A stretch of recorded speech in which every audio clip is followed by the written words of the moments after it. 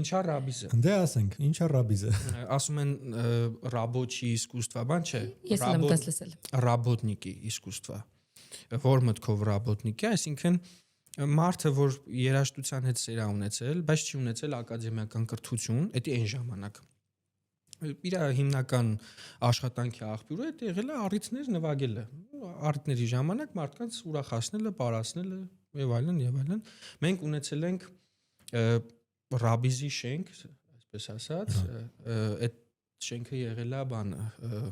Բաղնիքի ոսկու շուկայի Խորենացի փողոցի Սունդուկյան թատրոնի հետևս, այսպես ասած, Մինչև հիմա բան չի փոխվել ռաբիզան է սա։ Ու ինչ որ մի ժամանակահատված նաև ես էլ կուզեմ անպայման ասեմ, տնօրենը եղել է Ջիվան Գասպարյանը։ Մեր հայտնի դուդուկահար վարպետ Ջիվան Գասպարյանը այս ինչ ֆունկցիա կատարել այդ այսպես կոչված շենքը, այդ հաստատությունը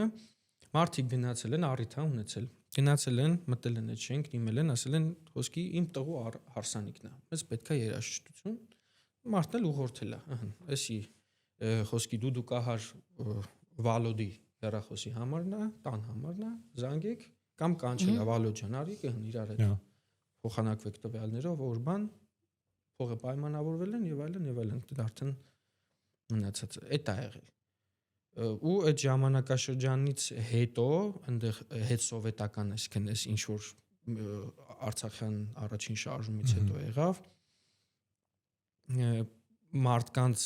ինչ որ ոգևորելու տրամադրությունը բարձրացնելու ավելի ակտիվ եղան այդ երաժիշտները, այդ երգիչները։